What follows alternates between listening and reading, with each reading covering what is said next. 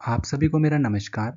आज की इस वीडियो में हम एसएससी सीजीएल 2023 में आए हुए सभी सिनोनिम्स को ट्रिक के साथ डिस्कस करेंगे।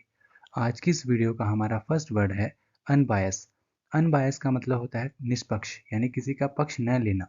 तो इसे हम याद कैसे करेंगे कि बायस बायस का मतलब होता है किसी का पक्ष लेना, यानी किसी का पक्षपात करना। तो अनबायस का मतलब हो जाएगा किसी का पक्ष न लेना, यानी इसका आंसर जो है ऑब्जेक्टिव हो जाएगा। नेक्स्ट हमारा वर्ड है डिग्रेशन। डिग्रेशन का मतलब होता है कि किसी को नीचा दिखाना। तो डिग्रेशन को हम याद कैसे करेंगे कि जैसे कोई टीचर है, उसने हमें डी ग्रेड दे दी।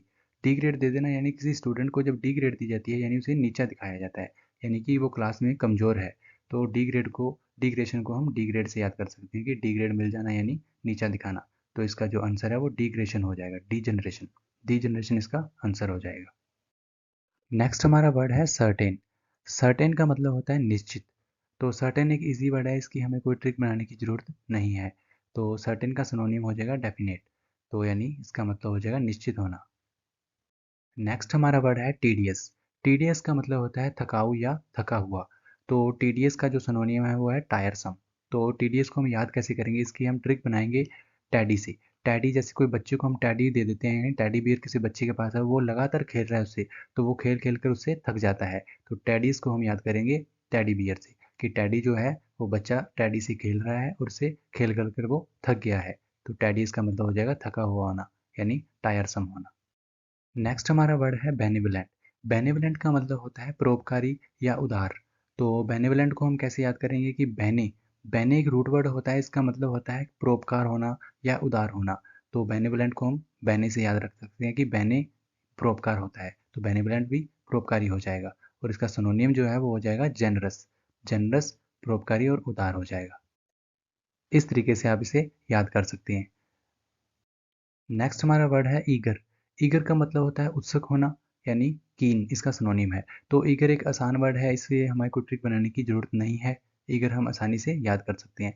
जो जो डिफिकल्ट वर्ड लगेंगे उसकी मैं आपको ट्रिक से आपको वो वर्ड याद कराता हुआ चलूंगा, और जो इजी वर्ड होंगे वो आप सीधा उन्हें याद रख सकते हैं।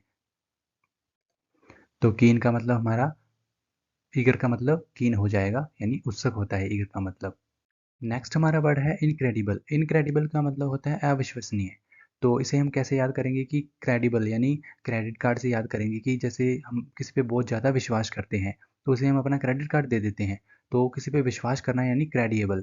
और इनक्रेडिएबल इन लग गया यानी नहीं। तो हम किसी पे विश्वास नहीं करते तो हम उसे क्रेडिट कार्ड नहीं देंगे। तो इनक्रेडिएबल का मतलब हो जाएगा अविश्वसनीय, यानी इसका जो सिनोनिम है वो हो जाएगा अनबिलीवेबल।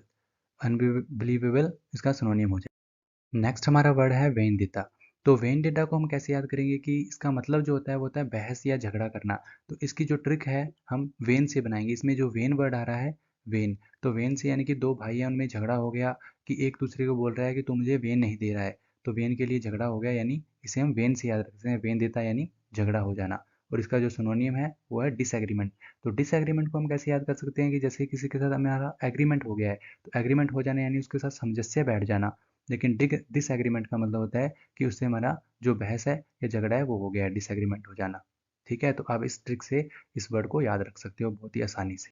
नेक्स्ट हमारा वर्ड है एडामेंट। एडामेंट का मतलब होता है जिद्दी, बहुत ज़्यादा जिद्दी होना। तो इसका जो सिनोनिम है वो है स्टबन। तो हम इसे याद कैसे करेंगे, तो एडामेंट की जो हम ट्रिक बनाएंगे वो बनाएंगे एडा यानी एक अड़ा हुआ मैन। एक अड़ा हुआ मैन, जब कोई मैन है वो अड़ जाता है यानी कि वो बहुत जिद्दी है, जिस काम के लिए वो अड़ गया है उसे वो कर कर ही छोड़ेगा। तो एडामेंट यानी एक अड़ा हुआ मैन। तो यानी इसका मतलब होता है जिद्दी। और जो इसका सिनोनिम स्टबन है, इसको हम कैसे याद रख सकते हैं कि जैसे स्टबन, तो बोर्न, इसके लास्ट में बोर्न वर्ड आ रहा है। तो यानी कोई बोर्न ही बहुत जिद्दी हुआ है, यानी जो उसे पैदा हुआ है जन्म से ही वो बहुत जिद्दी है। तो स्टबन को हम ऐसे बोर्न से याद रख सकते हैं। तो एडामेंट और स्टबन दोनों वर्ड ऐसे आपको इस ट्रिक से याद हो जाएंगे, दोनों का मतलब ही जिद्दी होता है।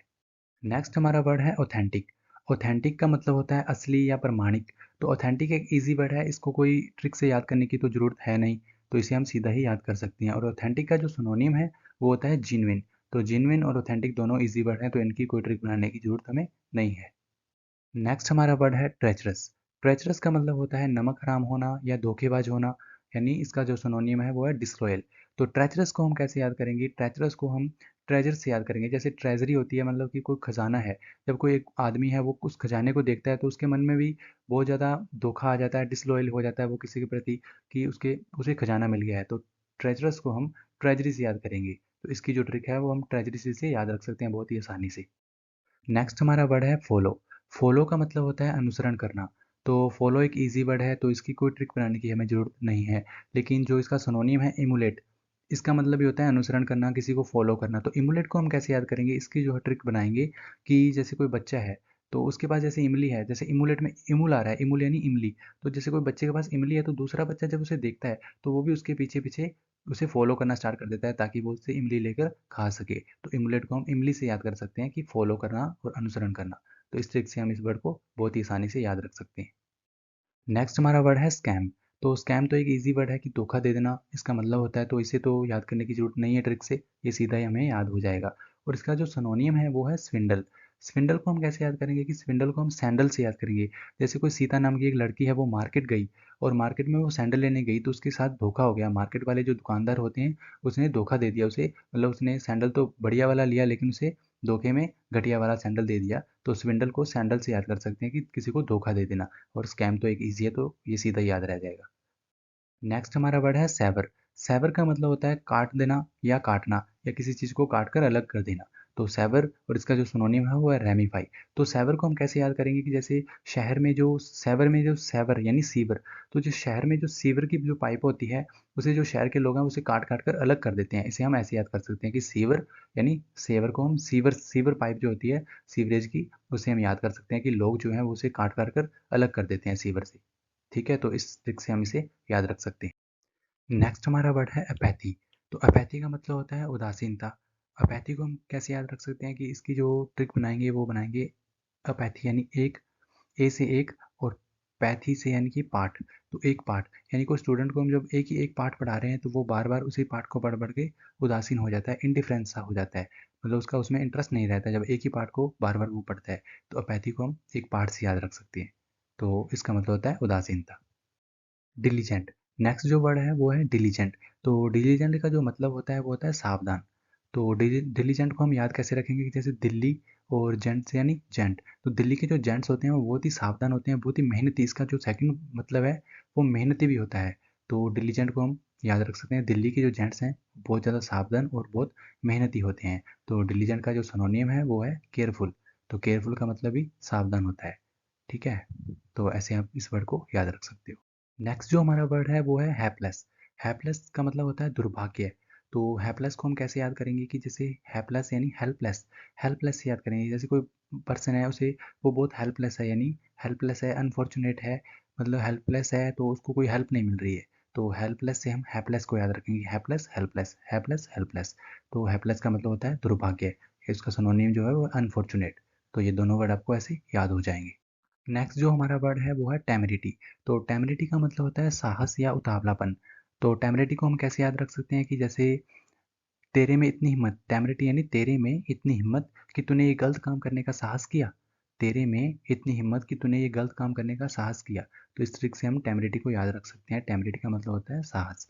और इसका जो सिनोनियम है वो है इम्पुडेंस। तो इम्पुडेंस को कैसे याद करेंगे? कि जैसे इम्पुडेंस में जैसे आई एम पुडेंस, यानी पुडेंस में पूड़ी, पूड़ी वर्ड आ रहा है तो आई एम पूड़ी, यानी मैं जो है वो पूड़ी खाने में बहुत ही उतावला हूँ, मैं पूड़ी खाने में बहुत उतावला हूँ। तो इम्पुडेंस का मतलब होता है उतावला। तो इस ट्रिक से हम दोनों वर्ड को याद रख सकते हैं। नेक्स्ट जो हमारा वर्ड है वो है इमर्स। तो इमर्स का मतलब होता है शामिल होना। तो इमर्स को हम कैसे याद रखेंगे? कि जैसे इमर्स में मर्स आ रहा है, मर्स, मर्स को हम याद रखेंगे नर्स से। तो जो नर्स होती है वो डॉक्टर के हर एक काम में उसके साथ शामिल होती है, इन्वॉल्व होती है। तो इन्वॉल्व याद ईजी है, ये तो सीधा याद हो जाएगा। और इमर्स से, नर्स से हम इमर्स को भी याद कर सकते हैं कि जो नर्स होती है वो डॉक्टर के साथ हमेशा शामिल रहती है हर एक काम में। तो इमर्स का मतलब ये होता है शामिल होना। नेक्स्ट जो हमारा वर्ड है वो है वुलनरेबल। तो वुलनरेबल का मतलब होता है जोखिम या चपेट में आने वाला। तो वुलनरेबल को हम कैसे याद रखेंगे? कि जैसे बुल से याद रखेंगे। जो बुल होता है, जैसे कोई बुल हमारी तरफ आ रहा है तो हमें बुल से बहुत ज़्यादा खतरा होता है, कहीं वो आगे हमें कोई चोट ना पहुंचा दे। तो वुलनरेबल को हम बुल से याद रख सकते हैं कि बुल हमारी तरफ आ रहा है तो हमें वो, उससे बहुत खतरा है, उससे जोखिम है। तो वुलनरेबल का मतलब होता है जोखिम। और इसका जो सिनोनिम है वो होता है रिस्क, एट रिस्क। तो ये तो ईजी है, ये सीधा याद हो जाएगा। सो गाइस, आज की इस वीडियो में हमने वोकैब को बहुत ही इजी से ट्रिक से याद किया है। आशा करता हूँ कि आपको ये ट्रिक बहुत ही अच्छी लगी होंगी और ये वर्ड्स जो हैं आपके दिमाग में बैठ गए होंगे। आपको ये रिवीजन करते रहना है ताकि ये रिवाइज होते रहें और आपको याद रहें। और अगर आपको ये वीडियो अच्छी लगी हो तो प्लीज़ वीडियो को लाइक करें और चैनल को सब्सक्राइब करें। और ऐसी वीडियो देखने के लिए हमारे साथ जुड़े रहिए। Thanks for watching this video. Thank you guys.